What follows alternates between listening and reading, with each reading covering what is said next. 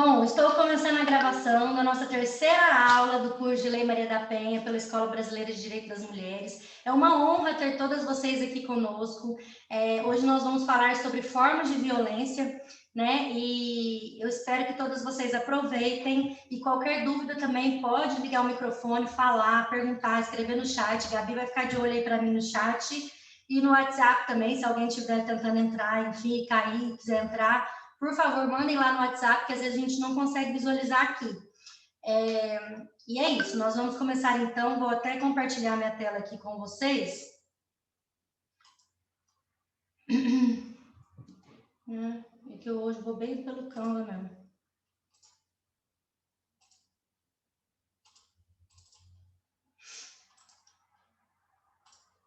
Vocês estão conseguindo ver a tela? Sim, eu tô.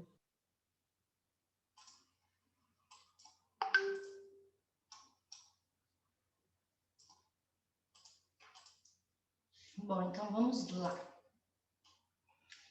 Vamos falar sobre tipos e formas de violência contra a mulher e hoje, especificamente, eu vou voltar um pouquinho nas nossas questões da convenção, porque eu julgo muito importante alguns pontos abordados aqui que nós vamos retroceder um pouco para a gente poder entender até qual momento que nós chegamos aos tipos da Lei Maria da Penha, né? Então, nós vamos abordar alguns pontos aqui, que é a violência de gênero e os bens jurídicos tutelados pelo Código Penal de 1940, né, a proteção moral do patriarcado, as alterações e as reformas penais, os tipos e as formas de violência na Lei Maria da Penha, mas antes de nós entrarmos nesses tipos e formas da violência da Lei Maria da Penha, vamos voltar um pouquinho para que vocês possam entender algumas questões que julgo muito importantes. Interseccionalidades na violência, limites, possibilidades e armadilhas do direito penal para tratamento de violências estruturais e os procedimentos e julgamentos com perspectiva de gênero. Na verdade, esses procedimentos e julgamentos com perspectiva de gênero, ele não está aqui no nosso slide e ele faz parte de uma outra aula que depois a gente vai trazer todas essas questões. De como ter um olhar para a perspectiva, um olhar de perspectiva de julgamento com a perspectiva de gênero, né? Perdão. Então, nós vamos falar sobre a violência de gênero e bens jurídicos tutelados pelo Código Penal de 1940, a proteção moral do patriarcado. E por que eu trago isso, gente? Porque várias inclusões, várias questões formais, verbais, as nossas narrativas, enfim, e que até hoje se perpetuam aqui no nosso Poder Judiciário, no canto de meter o pau no nosso Poder Judiciário, principalmente quando se trata de direito das mulheres e da perspectiva de gênero como um todo, porque, infelizmente, não temos ainda pessoas capacitadas, né, para poder fazer um julgamento, ou os nossos operadores de direitos, colegas advogados que não fazem noção do que estão falando ali, eles trazem essa linguagem do nosso passado. Então, assim, não é à toa que essa linguagem, ela existe, né? Tivemos aí uma reforma penal de 1984, mais ou menos ali que coaduna, quando a gente estava tratando das convenções, nós falamos muito das convenções ali na década de 70, enfim, então essa reforma do Código Penal ocorreu muito em paralelo com o nascimento dessas convenções nossas, né, das convenções Belém do Pará, enfim. Então, é importante a gente tratar exatamente sobre isso por conta da narrativa, né? E para a gente entender, por exemplo, como que a gente vai tratar de uma violência patrimonial, por exemplo, o quanto que impacta, tendo em vista que, por exemplo, o nosso Código Civil, ele tratava as mulheres como nada, né? Como dependentes do marido, precisava para você ter um patrimônio, para você vender o seu patrimônio, você precisava de autorização do seu marido e várias outras questões. Então, é importante a gente entender de onde vêm essas narrativas, né? E por que elas se perpetuam até hoje, até para a gente poder dizer assim, olha, escuta, nós tivemos aí uma revogação formal, mas na prática isso aqui não está acontecendo. Então, peraí, vamos colocar um negócio aqui para falar direito, entendeu? Não vamos admitir, como eu falei, talvez na primeira aula, não vamos admitir que nas defesas de vocês, determinado operador de direito, advogado, Ministério Público, enfim, venha com estereótipos de gênero desqualificando uma mulher, então é importante a gente entender essas narrativas passadas. Então, essa reforma penal de 84, lá na inclusão na parte geral de preceitos e princípios, que alguns anos depois seriam adotados pela Constituição Federal de 84, né? E a reforma penal, ela não ecoou demandas por igualdade substancial e não discriminação do movimento de mulheres que desde a década de 1970 denunciavam os casos de violência doméstica e familiar. Então, vejam, ainda que existia um movimento muito grande ali nessa década de 70, né, que veio, inclusive, com essas convenções, essa reforma penal ela não ecoou nessas demandas por igualdade substancial. E lá na frente nós vamos ver um pouco da diferença entre igualdade formal e igualdade substancial, mas um pouquinho lá na frente. E daí também as alterações feitas na parte geral da reforma não alteraram substancialmente dispositivos discriminatórios, como as vexatórias possibilidades de extinção de punibilidade. Então, por exemplo, nós temos aqui várias questões no Código. É que hoje eu estou fazendo essa apresentação aqui pelo Canva, diferente do PDF, né? Então, aqui, Ana Lúcia Sabadell, acho que vocês precisam estudar bastante Ana Lúcia Sabadell, ela traz na problemática dos delitos sexuais uma perspectiva de direito comparado, que através do casamento entre a vítima e o agressor, que é possível apurar, apurar que está escrito aí, gente, por favor? Restaurar. Desculpa que tem bem uma bola na minha frente aqui, porque meu computador deu um pau aqui, de vez em quando eu pedi ajuda para vocês. Apurar uma ordem moral sexual que foi lesada pela conduta do autor. Assim sendo, a lesão sofrida pela vítima não é o objeto principal da tutela do direito. Então, a Ana Lúcia Sabadell, ela traz aqui para a gente que, através desses casos aqui entre vítimas e o agressor, que ainda tem essa questão da ordem moral, né, que é muito trazida, inclusive, pelas narrativas passadas, tanto do nosso Código Penal quanto do nosso Código Civil. E aí, no mesmo ano da aprovação da reforma do Código Penal, é promulgada a Convenção para a Eliminação de Todas as Formas de Violência contra a Mulher, a CEDAW, ainda durante a vigência do regime militar, da ditadura militar, né? Então, para vocês verem como que estavam, como que naquela época ali, ditadura militar, mulheres lutando para que uma convenção fosse promulgada de eliminação de todas as formas de violência contra a mulher e, ao mesmo tempo, a reforma do Código Penal que trazia narrativas e que essas mulheres não conseguiram trazer para a reforma do Código Penal, não conseguiram trazer questões que pudessem ser compatíveis com a então Convenção para a Eliminação de Todas as Formas de Violência. Então, veja, nós tínhamos uma convenção que tratava de diversos direitos e tínhamos uma reforma do Código Penal que atrapalhava ali, então fazia não fazia sentido, sabe, termos uma convenção e a aprovação de um Código Penal cheio de estereótipos enfim. Então, pelo decreto, e nós vamos ver isso um pouquinho mais para frente. Então, pelo decreto 89.460, promulga-se a CEDAW, com ressalvas a importantes dispositivos como a liberdade de domicílio da mulher, que conflitava com o disposto no então vigente Código Civil de 96. Então, percebam que mesmo, eu repito isso, que mesmo com a promulgação da convenção por meio desse decreto, né, 89.460, tinham vários conflitos com as nossas legislações. E como o Brasil é signatário e ele assina, né, dessa convenção de eliminação de todas as formas de violência contra a mulher, ele era obrigado a cumprir determinadas questões que conflitavam com tanto o nosso Código Penal quanto o nosso Código Civil. Isso é muito importante a gente entender, para quando a gente chegar nas formas de violência em si, como a violência física, sexual, moral, psicológica e principalmente a patrimonial, nós vamos entender o porquê que a gente está falando isso aqui. Vocês estão conseguindo compreender o que eu estou querendo dizer, gente? Está tudo bem?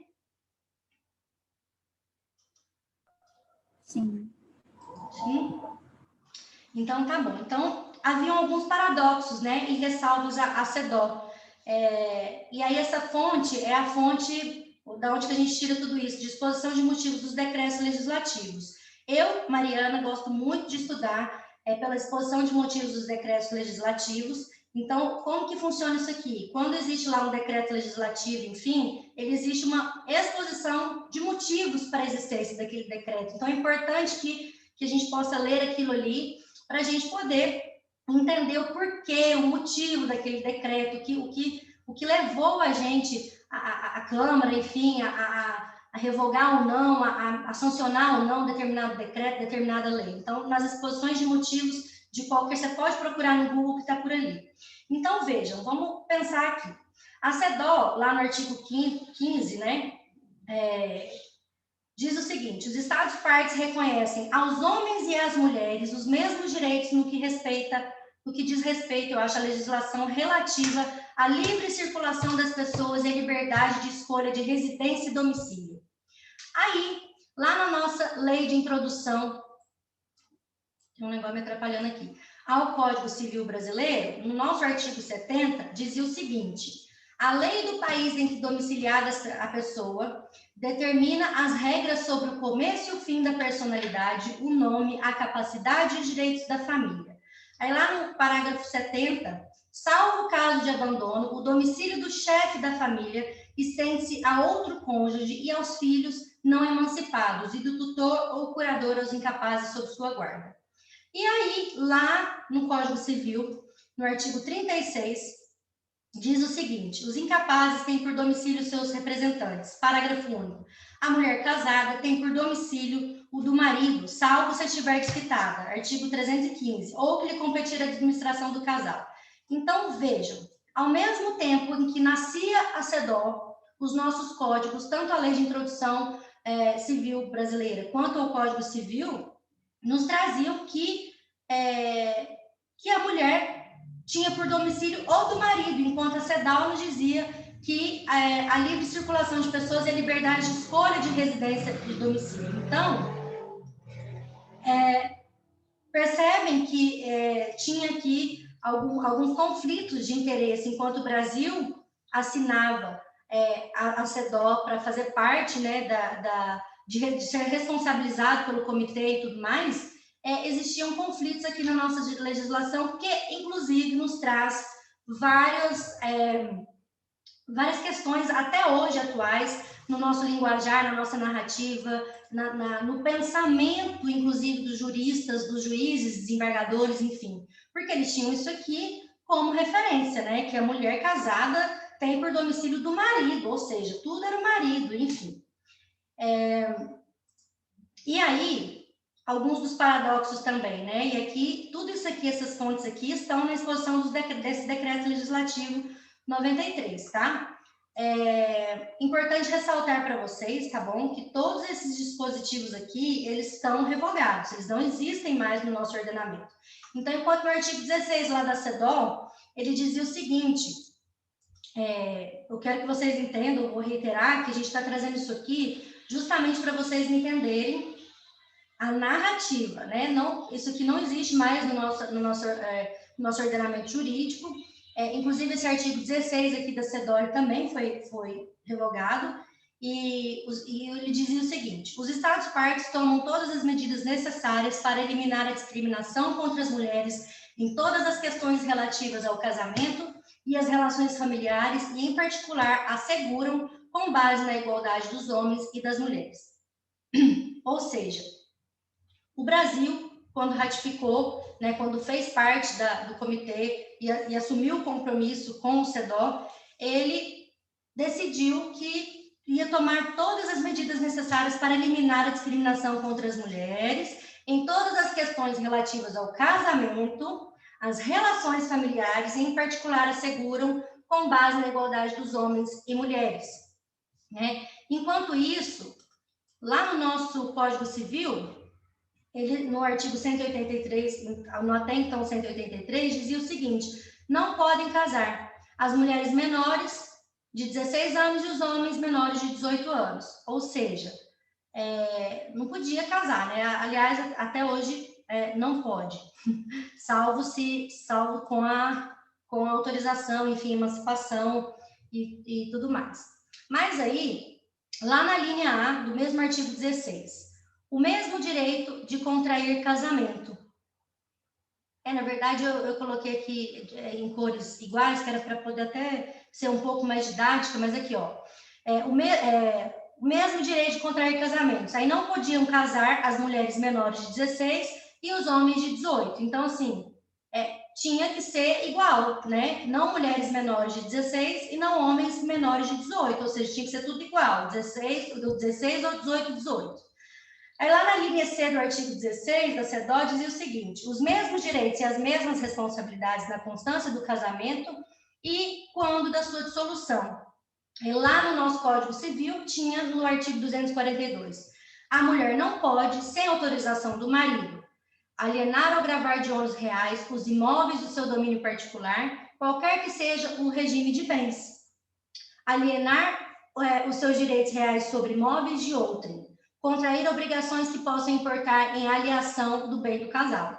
Então, assim, os mesmos direitos e as mesmas responsabilidades na constância do casamento e quando da sua dissolução. Mas a mulher lá no Código Civil, eu estou falando da mesma época, tá? Mulher no Código Civil não podia vender uma casa sem autorização do marido. Então, que raio de mesmos direitos que eram esses, entende? E aí, os mesmos direitos pessoais. Eu também, eu achei que fosse aqui. Mari, deu uma travadinha. Eu tô travada, tô? Não, agora não. Agora voltou. Foi a última coisa que você falou. O que foi a última coisa que eu falei? Desculpa. Você citou o Código Civil agora há pouquinho e aí travou um pouquinho, travou 10, 15 segundinhos. Então, o que eu estava dizendo? Que, ao mesmo tempo que a CEDO nos trazia que os mesmos direitos e as mesmas responsabilidades tinham que ser entre homens e mulheres, o nosso Código Civil dizia que a mulher não podia vender um patrimônio, por exemplo, sem autorização do marido, né? E aí, logo depois, na linha G, os mesmos direitos pessoais ao marido e à mulher, incluindo o que respeita à escolha do nome de família, de uma profissão ou de uma ocupação. Vamos lá de novo. Os mesmos direitos pessoais ao marido e à mulher, incluindo o que respeita à escolha do nome de família, de uma profissão e de uma ocupação. Aí lá no nosso artigo 240 dizia: a mulher assume com o casamento os apelidos do marido e a condição de sua companheira, consorte, colaboradora dos encargos da família, cumprindo-lhe velar pela direção material e moral desta. Gente, entendam a narrativa disso aqui. Como assim, né? Ou seja, a mulher, a gente até discute bastante essa questão de trazer o nome dos nossos maridos, companheiros para o nosso, quando a gente vai casar e tudo mais. Eu, por exemplo, inclusive, eu cancelei meu casamento era para ter sido ano passado, em junho, cancelei 2 vezes em razão da pandemia, mas não quero o nome do meu marido no meu nome de jeito nenhum. Meu nome é meu nome, ponto final, e eu tenho minha personalidade, e acabou, né? Enfim, mas não julgo, pelo amor de Deus, quem queira trazer o nome do seu marido e ali para sua personalidade civil, né? Enfim, mas veja que era somente a mulher. Hoje nós temos liberdade de escolher, como eu tenho a minha liberdade de escolher não querer, e como tantas outras têm a liberdade de querer trazer o nome. Mas antigamente não tínhamos essa liberdade. Então perceba que essa narrativa, né, cumprindo velar pela direção material e moral. Então, assim, pensa que nós vamos falar agora de uma violência moral, por exemplo, e quando a gente se depara com um judiciário machista, misógino, sexista, patriarcal, se eles não vão levar isso aqui em consideração, ainda que esse dispositivo já tenha sido revogado, né? Então, quando a gente trata de violências domésticas e familiar e as previstas na Lei Maria da Penha, a violência física, moral, psicológica, patrimonial, sexual, ainda encontramos óbices por conta desses dispositivos que, embora estejam revogados, ainda trazem consigo uma narrativa moral e uma perspectiva horrorosa aí do que era antigamente, e que por meio de muitas lutas de mulheres e de movimentos de mulheres é que conseguimos extirpar isso aqui do nosso ordenamento jurídico, mas não ainda, infelizmente, mas estamos lutando para isso, da consciência desse sistema todo patriarcal e machista, né? Por isso é importante também, trago aqui para vocês, não sei se se vocês coadunam com o que eu vou dizer, mais é importante o diálogo com homens, né? A gente não pode simplesmente dizer assim, isso é uma visão que eu tenho enquanto estudante de gênero, e enfim, a gente não pode simplesmente dizer assim, aqui você não entra, aqui não sei o que, você é o macho escroto, nananana, né? Então, assim, porque a gente, ao meu ver, impede o diálogo de que aquele homem também sofre com o machismo, né? Ele também é vítima do nosso sistema patriarcal. Mas, prosseguindo. Na linha H, então, lá da CEDO, dizia que os mesmos direitos a cada um dos cônjuges em matéria de propriedade, aquisição, gestão, administração, gozo e disposição dos bens, tanto gratuito, para mim aqui não está mostrando o resto, como a título oneroso. Então, vamos lá. Os mesmos direitos a cada um dos cônjuges em matéria de propriedade, aquisição, gestão, administração, gozo e disposição dos bens, tanto a título gratuito quanto oneroso. Aí, o que dizia lá o nosso Código Civil, no artigo 233, que o marido é o chefe da sociedade conjugal, função que exerce com a colaboração da mulher no interesse comum do casal e dos filhos. E lá no inciso 2 estava a administração dos bens comuns e dos particulares da mulher, que ao marido incumbir administrar em virtude do regime matrimonial adotado ou do pacto antinupcial.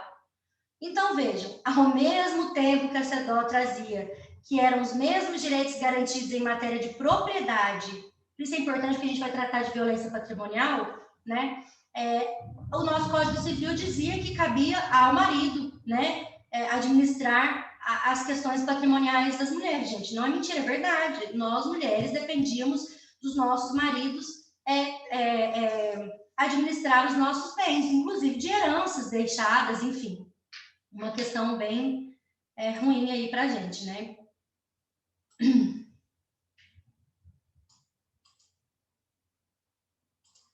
Então, vocês entendem que a narrativa que ainda hoje nos é colocada, né, infelizmente faz parte de um passado não muito distante nosso. Então, embora a década de 1980 tenha sido marcada pela participação das mulheres no movimento constituinte, a legislação penal sofreu alterações em matérias, não sofreu, desculpe, alterações em matérias de violência de gênero. Ao contrário, somente são acentuadas as discrepâncias entre demandas internacionais por alterações e as legislações internas, a exemplo do paradoxo de se reconhecer a igualdade entre homens e mulheres, da CEDO, né, mas negar a liberdade da mulher de escolher seu próprio domicílio por força, lá do artigo 36 e dos outros dispositivos que acabamos de falar ali, lá do Código Civil de 16. Então, vejam só, a nossa dificuldade até hoje para poder tratar desses temas, né? E eu vou falar aqui um pouco da importância dessa pressão internacional do Comitê CEDO. E aí, lá no artigo 104, não é o artigo, é a recomendação 104, viu, gente? A recomendação 104, ela é existente e ela existe, e a importância dessa pressão internacional desse nosso comitê, que primeira aula a gente falou que é tão importante para que o Brasil possa realmente cumprir com as suas demandas aqui e de responsabilidade dos direitos das mulheres e enfim. Então, ele deu uma recomendação dizendo o seguinte: o comitê expressa sua preocupação pelo fato de que o Código Penal contém ainda várias disposições que discriminam a mulher. Causam preocupação os artigos 215, 16 e 219, em que, para ajuizar ao autor dos delitos a que se referem esses artigos, se exige que a vítima seja uma mulher honesta, né? Também causa preocupação que no artigo 107, em que são abordados os delitos contra os bons costumes, seja prevista uma diminuição da pena se o autor contrair matrimônio com a vítima ou se esta contrair matrimônio com um terceiro. Gente, vocês conseguiram entender isso aqui?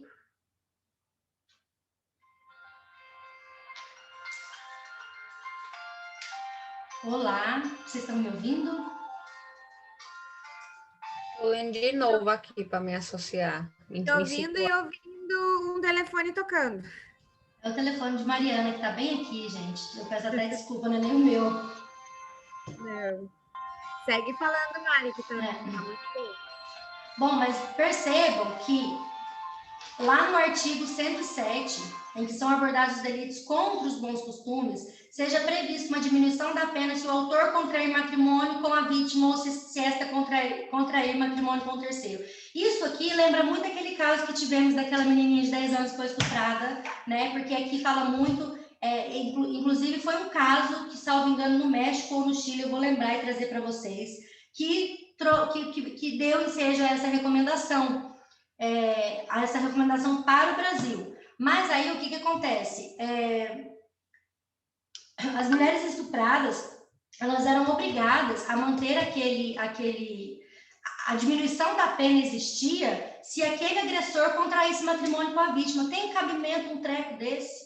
Se eu pergunto para vocês, tem cabimento? É por isso que, então, quando a gente se depara com esse caso da menina de 10 anos, vítima de um estupro do padrasto, salvo engano lá do tio, enfim, que foi abusada, estuprada a vida inteira, fica grávida, um monte de fundamentalistas religiosos vão lá dizer que ela tem que ter o neném pela glória de Deus lá, e não sei o quê, bom, porque o Código Penal nos trazia que o autor, inclusive, tinha diminuição de pena, gente. Então, veja, e daí quando a gente fala dessas questões aí de júri, de feminicídio, que a gente levanta todas essas questões agora, não é à toa, né, para que possamos realmente mudar. E aí o comitê, ele finaliza dizendo que tem conhecimento de que anteprojetos de lei de reforma no Código Penal estão sendo examinados no Congresso Nacional, ou seja, ele dá uma cutucada e diz assim, eu estou atento, né, como comitê, enquanto comitê, estou atento com o que está acontecendo aqui, com as reformas que o Código Penal está sendo, e que estamos examinando eles no Congresso Nacional. Então, veja novamente a importância do Comitê CEDAW. E aí, eu vou trazer algumas leis aqui para vocês que eu acho muito importante para a gente poder entender melhor essas narrativas, né?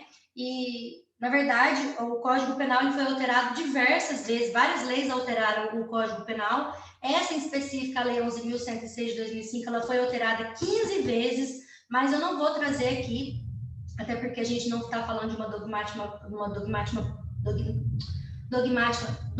meu pai, desculpa, gente, uma dogmática penal, mas estamos falando da Lei Maria da Penha, né? Então, eu vou trazer só alguns dispositivos que julguei importantes para que vocês entendam essa narrativa horrorosa que tínhamos no passado, que ainda se perpetua e que nos dificulta a traçar a Lei Maria da Penha ali como garantia efetiva de direitos das mulheres, né? Então, veja, retirou o termo mulher honesta, né? Honesta, que é adjetivo polo passivo de crime, previsto no artigo 215, que lá no 215 antes era posse sexual mediante fraude, e substituiu por alguém, no artigo 216, que até então era o atentado ao pudor mediante fraude. E aí depois revogou hipóteses de extinção de punibilidade previstas no artigo 107, no 7 e no 8º, lá no inciso 7 e 8º, que diz respeito a exatamente isso aqui, ó. Às vezes, a extinção de punibilidade acontecia quando o agressor, por exemplo, dizia que fez aquilo porque era mulher, talvez, entendeu? Porque era filha, então por isso eu vou extinguir aqui a punibilidade, não vou punir porque ele fez, porque ela mereceu, entendeu? Enfim, tinha várias dessas questões. E foram revogados também dispositivos em flagrante dissonância com a ordem constitucional estabelecida em 88, como os dispositivos que tratavam do crime de rapto no capítulo 3º do título 6º, para deslocá-lo para o crime de sequestro e cárcere privado, com uma redação atualizada. Aliás, esses crimes de raptos aqui e tudo mais estavam também no capítulo que revogou as hipóteses de extinção de punibilidade, então é por isso importante trazê-los. E revogou os artigos 217, sedução e adultério, que até então era crime, né? O adultério era crime. E o parecer do Senado justifica a revogação pelo anacronismo e pelo desuso, já que deixaram de ser aplicados pelos tribunais. Ou seja, foi com muita luta que o termo mulher honesta, quem é a mulher honesta, né? Por que mulher honesta? E quem não pratica determinadas condutas morais e sociais deixa de ser honesta por conta disso, né? Então, inclusive caiu em desuso, né? E deixaram de ser aplicados pelos tribunais, mas deixaram de ser aplicados formalmente, porque substancialmente ainda está lá na cabecinha dos magistrados, Porque quando, infelizmente, vamos com uma mulher na delegacia vítima de um estupro, por exemplo, em principal se tratando de, pela a minha experiência aqui no escritório, em se tratando de crime de vulnerável, quando a mulher está extremamente embriagada ou quando a mulher, enfim, não pôde de alguma forma oferecer resistência, primeira coisa que o sujeito vai olhar para minha cara e dizer, ou para minha cliente mas por que você foi beber tanto? Por que você... mas por que você estava com essa saia, né? O da saia é o melhor possível exemplo para a gente poder entender aí o porquê que substancialmente ainda esses termos existem, a nossa dificuldade de aplicá-los lá na frente, quando surge, então, a Lei Maria da Penha com as formas de violência. E aí, então, trataremos aqui um pouco dos tipos e formas. Eu quero, então, conversar com vocês. Gente, por favor, abrem os microfones e vamos conversar um pouquinho antes da gente entrar nos tipos e formas de violência da Lei Maria da Penha. Porque eu quero saber se vocês entenderam tudo que eu quis dizer até aqui, se está ok, se vocês tiveram alguma dúvida para a gente já tratar aqui e prosseguir com os tipos e formas de violência. Vocês entenderam por que eu quis trazer tudo isso, enfim? Tá ok, né? Cara, vocês não querem conversar comigo hoje? Tá todo mundo muito caladinho. É todo mundo babando. Lindeza. Não, foi ótimo, olha, é muito importante, né? Muito importante a gente ter essa noção histórica para saber como a gente chegou até aqui, né? E como as coisas ficam né, massificadas assim no inconsciente coletivo da sociedade, né? E coisas que passam desapercebido por muitas mulheres e por quase todos os homens vêm disso, né? É muito importante saber. Muito bom. Sim, é importante a gente entender essas narrativas, até porque quando a gente chega, por exemplo, igual eu estava falando na delegacia, em que o sujeito escrotinho chega e fala assim, mas é que estava usando aquela, o que você fez para merecer, para apanhar, né? O que você fez para deixar ele tão irritado assim, né? E aí você fala assim, meu querido, escute aqui. Você sabia que essa lei tal, ela já foi revogada, então, portanto, você tem que deixar essa sua narrativa arder lá no fogo do inferno, não vai trazê-la para aqui não, meu filho, entendeu? Aqui não, para minha cliente não, então peraí que eu vou procurar a corregedoria aqui, o senhor vai ter que se retratar do que o senhor está falando aqui, porque senão vai ficar feio. Não admito, gente, tem uma coisa que eu não admito na minha atuação enquanto advogada, é que sujeito mal amado, safado, sem vergonha, me trate a minha cliente com desrespeito, com estereótipo de gênero horrível, com violência tremenda.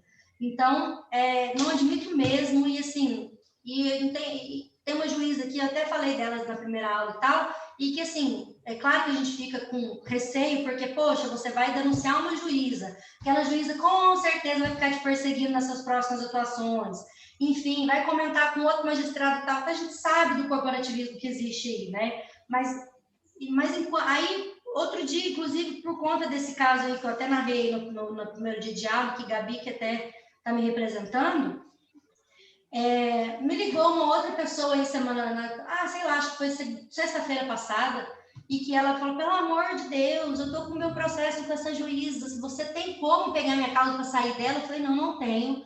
Né, assim, porque, muito embora eu fiz isso justamente para quando as minhas causas caírem com essa magistrada, eu poder pedir a suspeição, né, porque tendo em vista que ela com certeza já criou antes de mim, eu não vou prometer isso para cliente de jeito nenhum, porque, enfim, né, não é por isso que eu vou pegar a causa dela, enfim, mas dizendo que a juíza, que todos os advogados que ela passou, disse que essa juíza era o cão na face da terra, que era muito machista, que não sei o quê, tratava-se de pensão alimentícia de ex-marido, né? E essa mulher sempre se dedicou a vida inteira dela para poder tomar conta da família, dos filhos e tal, deixou a carreira, isso é muito comum acontecer, todos nós sabemos disso, deixa a carreira e agora o marido quer deixar com a mão na frente. Outra atrás desse caso cai com essa juíza que é uma machista e que perguntou, na sentença, inclusive, vem assim, por que essa mulher não foi trabalhar, né? Mais ou menos assim. Eu vou até pedir autorização, se ela me der autorização para compartilhar, eu tampo o nome das partes e tudo com vocês, mas por que essa mulher não foi trabalhar para agora não ter que ficar dependendo de marido? Como se, né? Então, veja, uma juíza, mulher, gente. E o que é? Eu acho que é uma juíza já antiga, então, que sabe das revogações formais que tivemos aí, de tiradas de nomenclaturas e de narrativas dos nossos códigos, tanto civil quanto penal, mas que traz em si uma moral muito horrorosa. Então, assim, como que podemos criar estratégias para conversar com o Poder Judiciário, para que isso não influencie, por exemplo, quando vamos pedir na esfera civil, no direito de família, uma protetiva, por exemplo, que cabe uma medida protetiva. Hoje nós não vamos falar de medidas protetivas, hoje é só as formas de violência, e logo depois falaremos das medidas protetivas cabíveis, mas como que a gente pode pedir uma medida protetiva de alimentos, por exemplo? Porque essa mulher, ela tem direito, né? E está lá estipulado na Lei Maria da Penha. Como podemos, então, pedir uma medida protetiva para o cara sair do patrimônio, porque essa mulher está sendo violentada e o juiz insiste em dizer que aquele patrimônio é do homem, portanto, quem tem que sair é a mulher. Enfim, várias questões, né, que a gente tem que entender aí. Mas, vamos lá. Algumas formas de violência previstas na Lei Maria da Penha. E aí, ao nomear as formas de violência, a lei não criou, importante vocês saberem disso, não criou novos tipos penais, apenas retirou da invisibilidade essas práticas, né, e iluminou uma maneira específica de tratamento de delitos já existentes ao atribuir aos juizados de violência doméstica e familiar contra a mulher a competência para processar e julgar esses crimes. Então, ou seja, não foram criados novos tipos penais, né? A Lei Maria da Penha deu competência para os juizados processar e julgar esses tipos de crime. Então, em matéria penal, a lei ela introduz algumas agravantes, né? E algumas majorantes. Então, tá aqui para vocês estudarem também. Vocês podem lá abrir o Código Penal no artigo 61, inciso 2, a linha F, que aumentou a pena máxima e diminuiu a pena mínima, por exemplo, nos crimes de lesão corporal. E, na verdade, isso é lá no artigo 129, parágrafo 9º do Código Penal. A agravante está lá no artigo 61. E uma majorante, que está lá no artigo 129, parágrafo 11 do nosso Código Penal. E no tocante à prisão, como veremos num capítulo específico lá depois, mais para frente do curso, foi admitida mais uma hipótese de prisão preventiva, que está lá no Código de Processo Penal, no artigo 303, no capítulo 4, inciso 4. Então, e a possibilidade de prisão por descumprimento de medida protetiva de urgência. Mas isso é novíssimo, a possibilidade de prisão por descumprimento de medida protetiva de urgência, que foi introduzida aí, em 2018. Por quê? Porque ninguém aguentava mais homem ficar descumprindo medida protetiva. Hoje mesmo liga uma cliente aqui desesperada, porque o raio do homem insiste em quebrar a medida protetiva, achando que ele é livre para tudo. Então, assim, e muito embora, olha só, vejam só, muito embora nós temos essa possibilidade de prisão pelo descumprimento da medida protetiva de urgência, quando vamos pedir esse descumprimento da medida protetiva, o que acontece é que várias juízas e várias juízas, pelo menos aqui no Distrito Federal, depois, Gabi, vocês também podem me dizer como é aí onde vocês estão, até para a gente poder ter essa troca, mas pelo menos aqui no Distrito Federal eles começam, mas... E é claro que tem uma questão toda do sistema punitivo, do sistema punitivista, enfim, mas assim, eles trazem muito essa questão de que, eu acho que sempre, as medidas protetivas, por exemplo, gente, tá caindo uma chuva aqui que eu não faço nem noção para vocês. Tomara a Deus que eu não caia daqui, que eu vou ficar aqui até às 10. Enfim, são os percalços aí das aulas online, né? Enfim, mas até perdi o que eu estava dizendo, mas eu vou me retomar, porque eu tenho dessa, eu me perco às vezes. Até peço desculpas. Mas aí, o que acontece? Eles falam que a medida protetiva de colocar o macho lá, o homem, tá, gente? Eu vou ser mais, eu prometo. O homem lá no grupo reflexível, por exemplo, é melhor e vai surtir mais efeito do que prender o homem, por exemplo. Exceto, é claro, quando for um descumprimento de medida protetiva daquela que, nossa, é drástica. Não simplesmente aquela, porque, por exemplo, se houve uma decretação de medida protetiva de urgência que fale, que que fale o seguinte, olha, você não pode entrar em contato com a vítima por todos os tipos de e-mail, SMS, WhatsApp, nem lugar nenhum.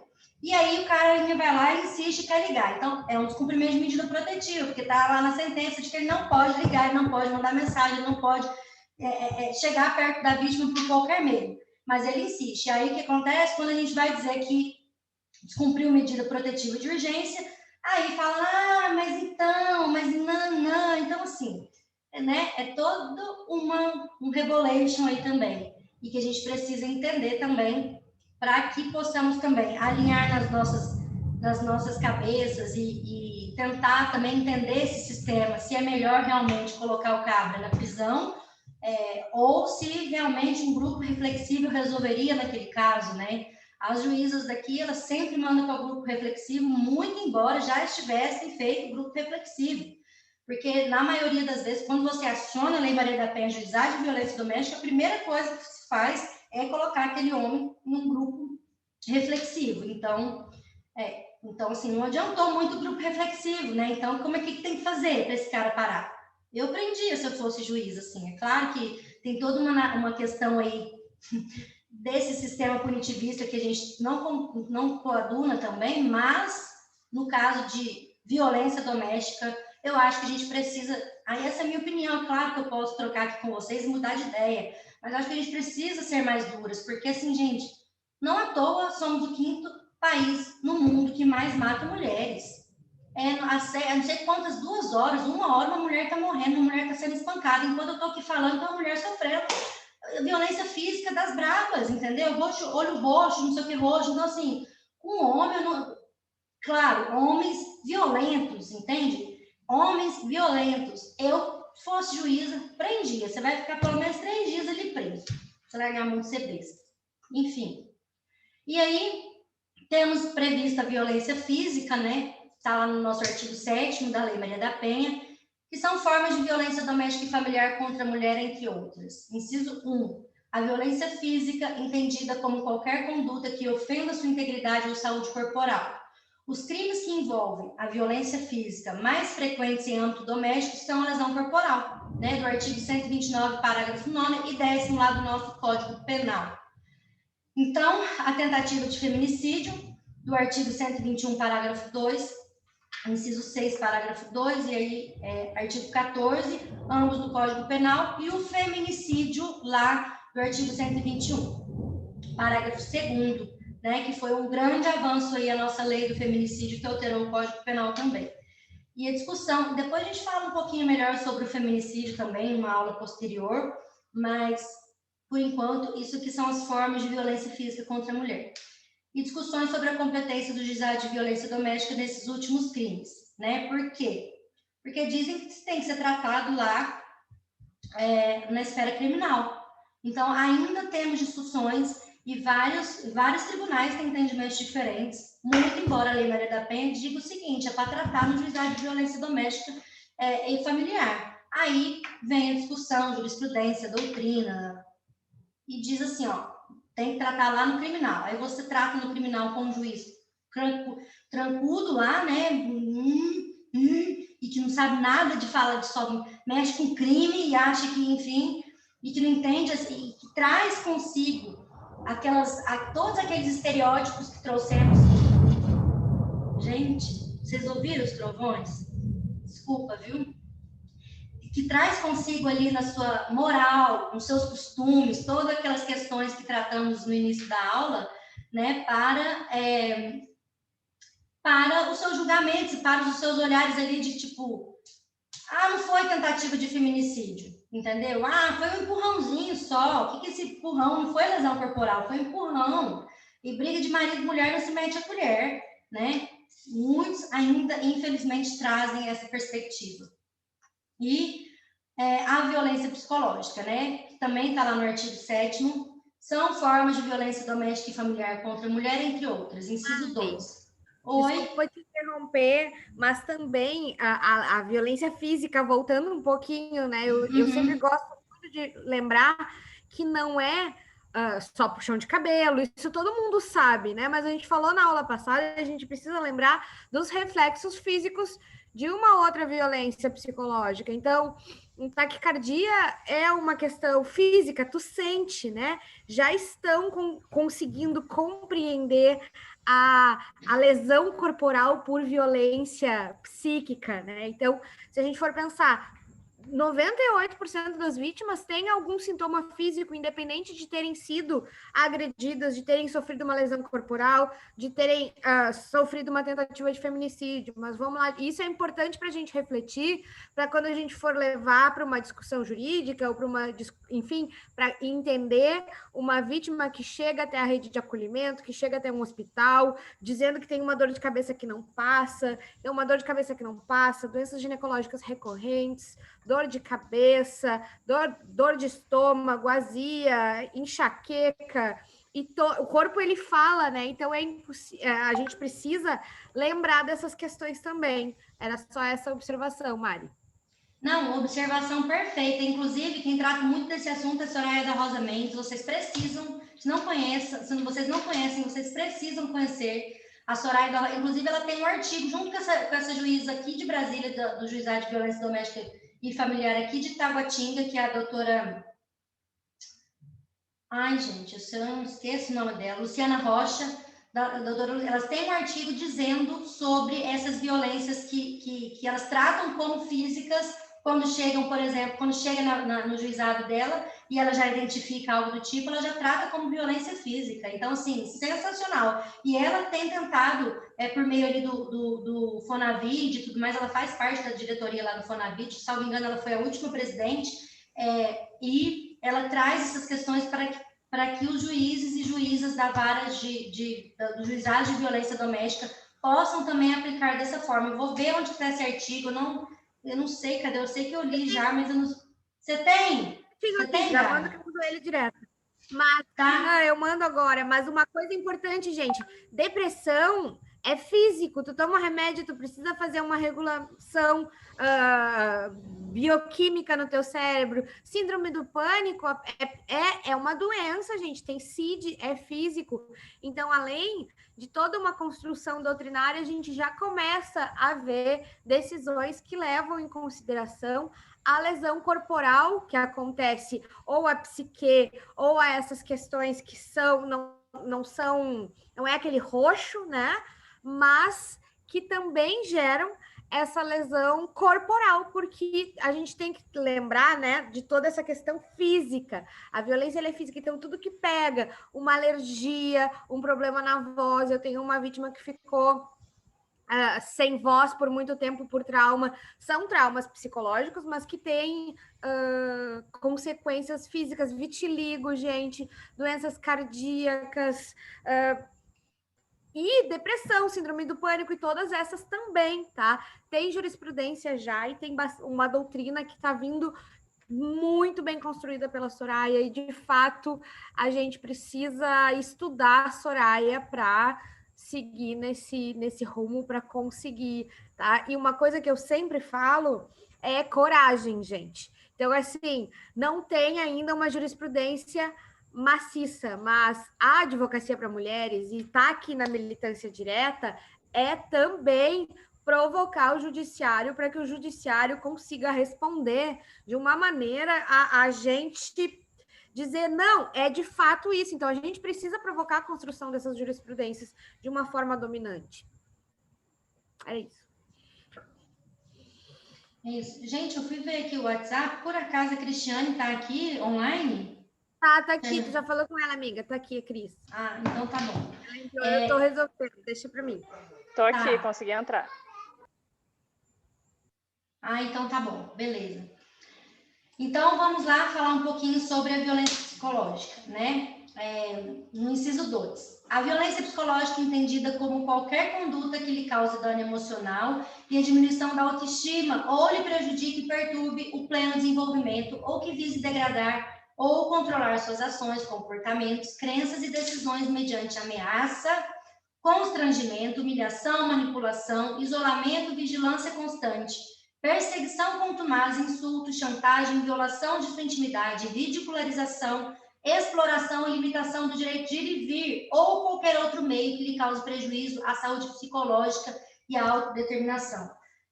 é a letra da lei. Gente, e aqui é muito importante que, para a gente não fazer confusão de violência psicológica com violência moral, são coisas diferentes e distintas, tá? A gente vai ver lá um pouco a violência moral, mas a violência moral, basicamente, se enquadra naqueles crimes contra a honra, né? Que são as famosas injúrias, calúnias e difamações. Aqui, nós temos, percebam, xingamentos, ameaças, manipulação, enfim, totalmente diferente de uma violência moral, tá?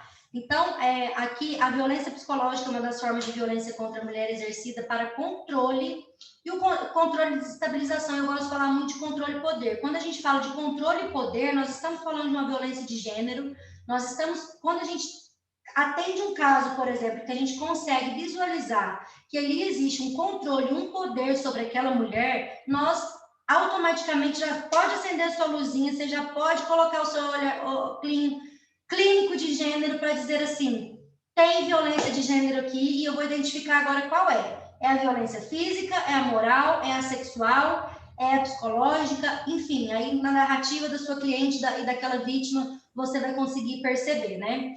Então, ela é exercida para controle e desestabilização emocional da vítima e trata-se de uma violência bastante inviabilizada nas pesquisas e na aplicação da lei. Isso se deve, entre outros fatores, à dificuldade de conexão com crimes previstos em lei que limita o acesso a dados desse tipo de ocorrência e a banalização dessa forma de violência que a torna menos importante ou invisível para os operadores do direito, inclusive para as próprias vítimas. Então, importante a gente voltar naquilo que Gabi levantou, porque é exatamente isso. Como que a gente vai